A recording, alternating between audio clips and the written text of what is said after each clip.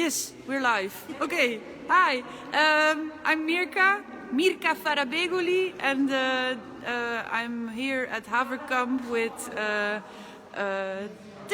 several people. Hang on, I'll show you. There's a person behind this magazine. This is the zine of our exhibition, and this is Miriam. Hello. Miriam Michel. And what was your artist name again? My collage name is kunst, which is also a collage. It comes from all of my names. It comes from Miriam Michel, which is that's for Miriam Michel. And kunst is my mom's maiden name. And I don't know why I picked it actually, but maybe because she's called Michel Kunst, or maybe because it's so close to Jeff Koons, and I wanted to really fit. And here's me thinking all this time that you were called Mim Kunst. That's also funny, but that would be maybe in German too, in your face. So it's Kunst. And how would you spell that? K-U-N-Z. I love it. Yeah, I cool. like that name too. I mean, Kunst. Yeah. Okay, Yeah, I want to start here. Yeah. Because when I was in the Bauwagen in Nijmegen between the 17th and the 23rd of September last year, I wrote a diary. And I put this diary here for everyone to read. And I'm going to read something in German. Yes, Anja, Mirka und Krista haben schon mehr Zeit miteinander verbracht.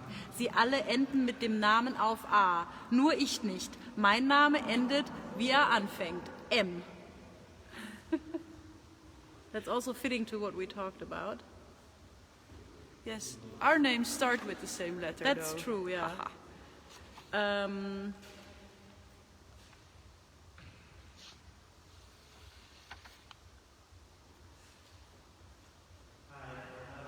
Oh yeah, I wrote here that I think that I'm allergic to mornings, and that's really weird because I actually like mornings, but I don't like to be in the morning. Like, I don't like to use the morning. I like to sit around and stuff like that. It's really weird. And because you were in the Bauwagen, by the way, people, Bauwagen is a German word for these tiny It's like a construction vehicles on site wheels. vehicle, yeah. You could say they're referred to as tiny houses a lot in these days, but I don't really like that term. Yeah. But well, let's say it was our tiny studio. Yes, it was. Yeah. But so while you were in the tiny studio, did you feel like you were experiencing the morning differently? Yeah, then? because I wanted to go to the studio. I slept somewhere else, and I wanted to go to the studio because I wanted to do my collages, and I wanted to use the time, because usually I don't have time to do just one thing, because I have so many different projects all the time. So this residency was kind of like paradise for me already, because I was there for a week, and I only had time for that. It's like amazing. And so yeah, and I did these. This is early in the time when I was there.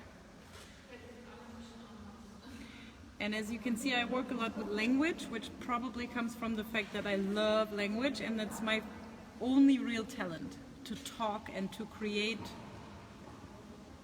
coherent or incoherent text. And so what I do with my collages is that I create a kind of coherence that maybe only I see, but now after this exhibition, it's interesting how the people who talked to me after looking at the collages told me that they also made up their own stories. Yeah, because how is that for you to kind of have these? I can imagine there might be some very personal stories within the collages, but then obviously because there's this sort of scattered language and their impressions of that they're referring to something, but you don't get the whole story as the viewer, and then obviously you start interpreting it in your own way. But are you comfortable with that, or? Yeah, totally. I mean, the thing is that I think the collages are only personal on the level of that you see how I make sense of the world. And for me, a lot of the time I do this like sorting process. I did 2 days of sorting in the Bauwagen, in that space. I had all of the paper that I brought, and some of it is really old. It's like 6 years old newspapers and stuff. I mean, that's not old in an antique sense, but like for me, because it means that 6 years long I didn't use them.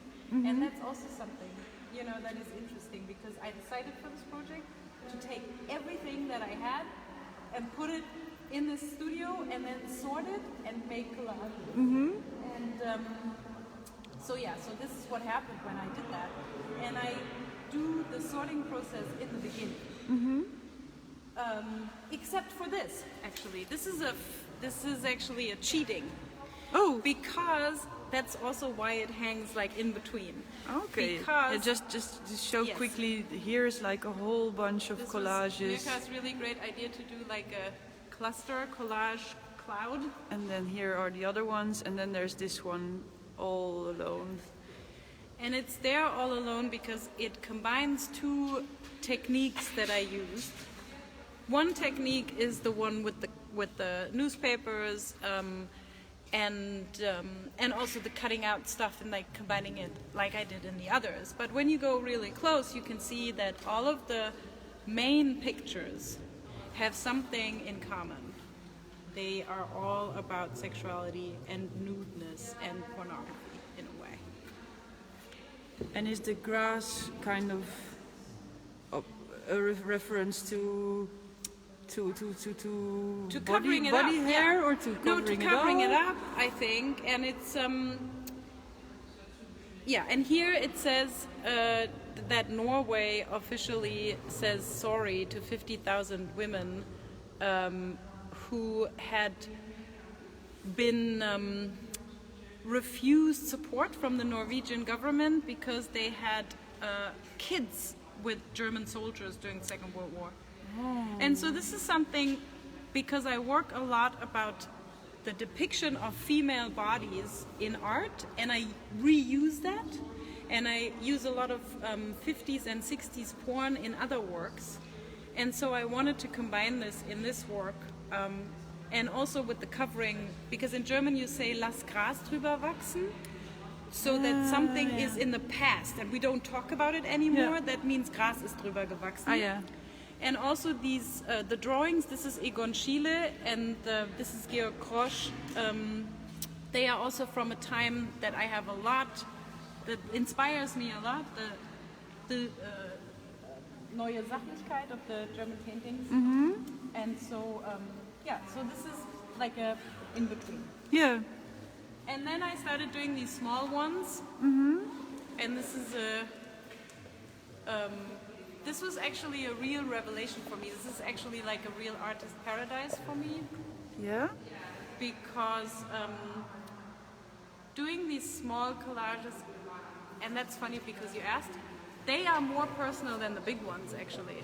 Maybe you can sort of film them yourself Yes. and talk about it, because then people can hear it. Okay, yes.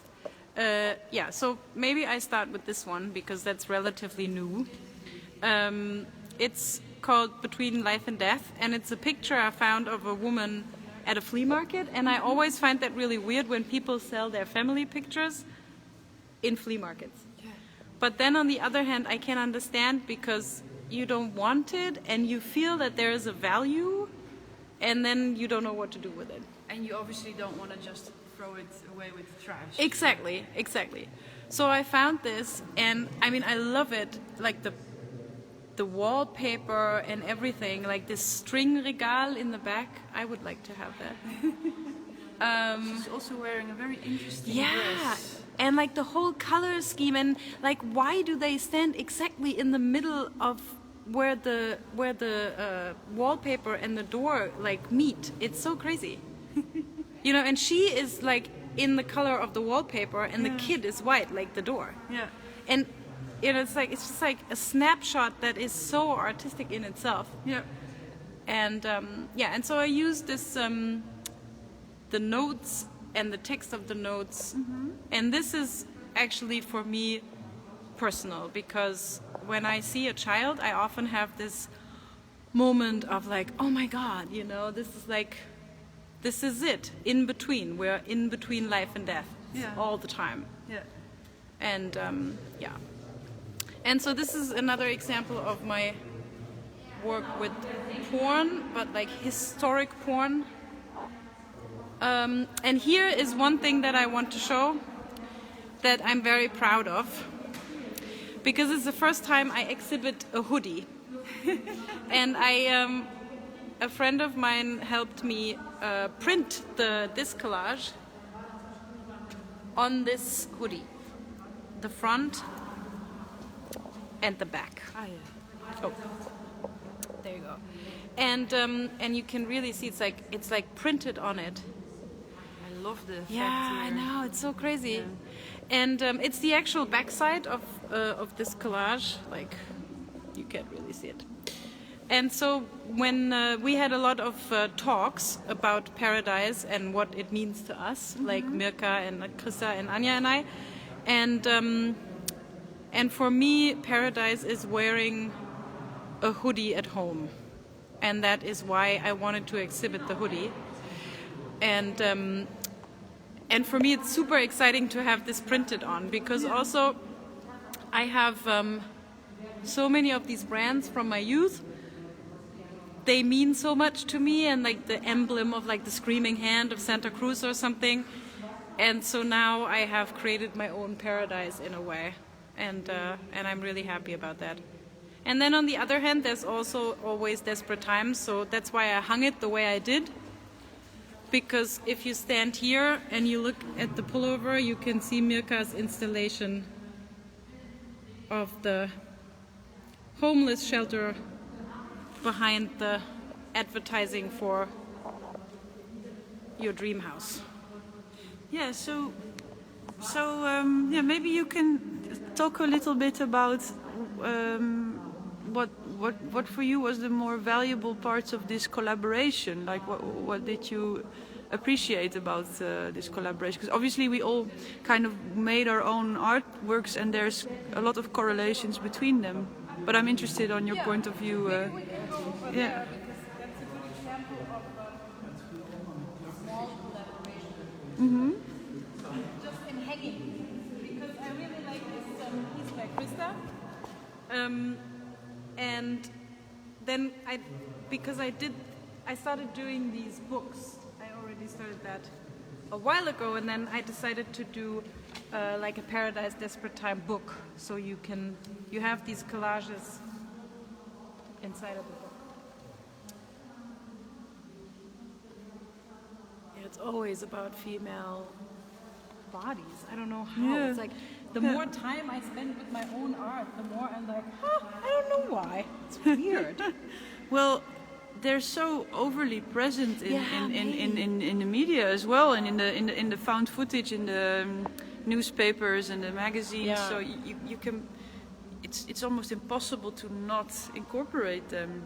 Yeah, Then if that's you're totally already true. fascinated by them, anyways, it's sort of, yeah, it's there. Yeah.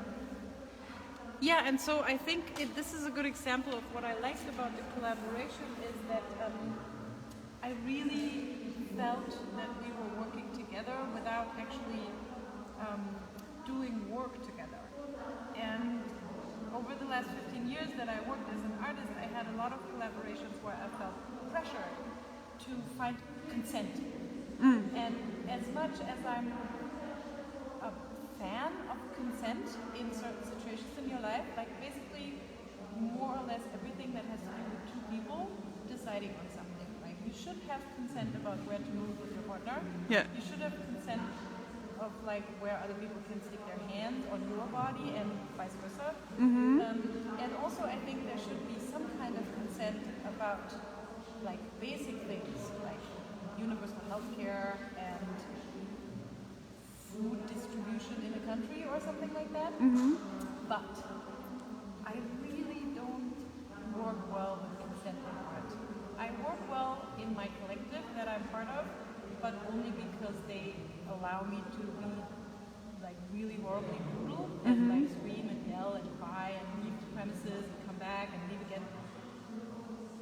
But it's also because in this project we came from such different places and we had never worked before. And the freedom that we gave ourselves, that I think was for me really paradisic people, you know, because I felt like we were constantly talking.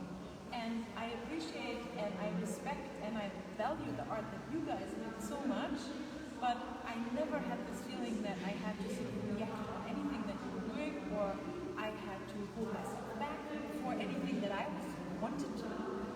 And so yeah, this is kind of like a good example, because I wanted to do this book and I wanted to hang it, and then I bought this thread that was like fitting to the color of Krista's piece, and I just thought, whoever wants to see Krista's art then stumbles upon mine, and that is something that I find really calming.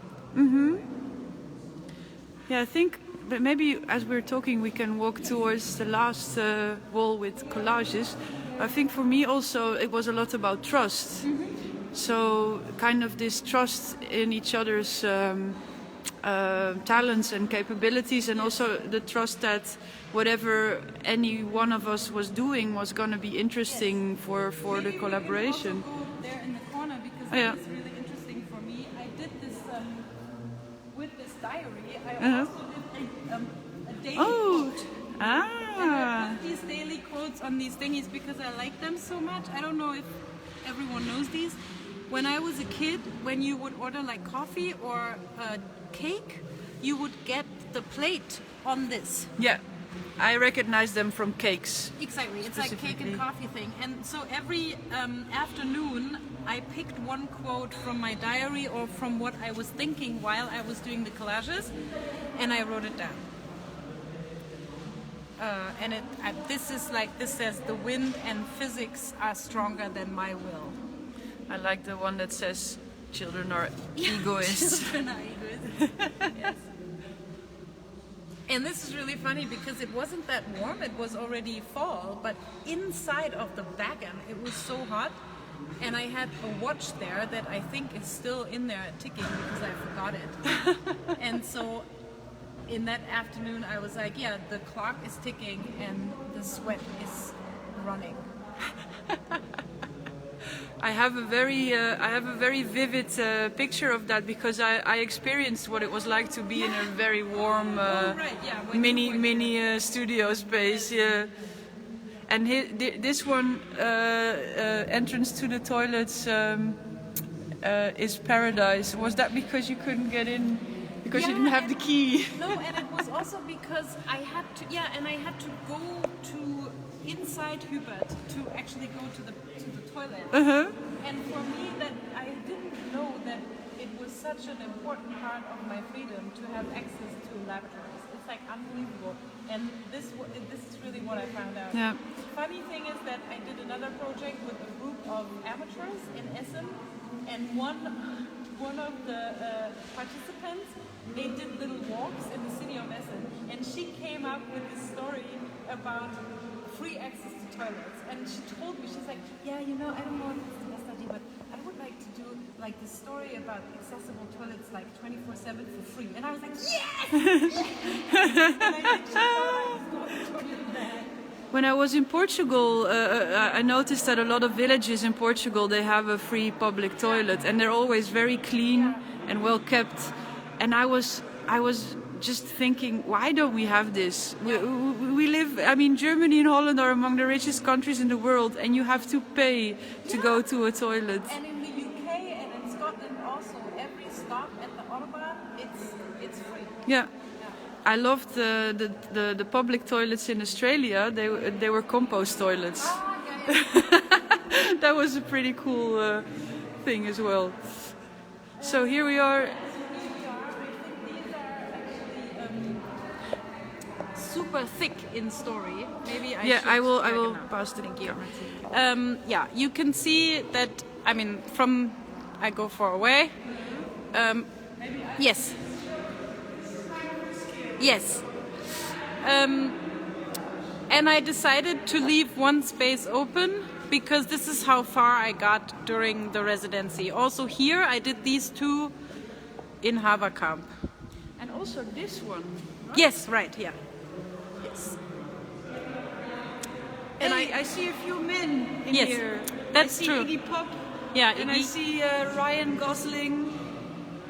He voted like the most handsome man of Really? the universe at some stage. I think so. This is a nice shot here. Pinocchio's Pinocchio. nose, and maybe there's a connection, but only maybe. I don't know. I really don't know. Yeah, here are also men and cars. Ooh, some very rowdy men. Yes. Or angry men. I don't know. I think they're happy. You never know with them. Yeah, this is also men. It's very manlastic. Wow! Yes, suddenly. Yeah, because the suddenly other it's ones a are lot of all men. very- I mean, I see one of the most seen faces of the past. I like years. his face. I think it's very impressive how he has like a square forehead. Yeah. And how he really accentuates it. Yeah, with with the his head. haircut. Yeah, I know. Yeah. But in a way, Trump also has a very That's square true, yeah. face. There are Yeah, some and this- interesting similarities. This there. is interesting because this is like 2 years ago, and I feel like this is already like a plot from a movie. Yeah.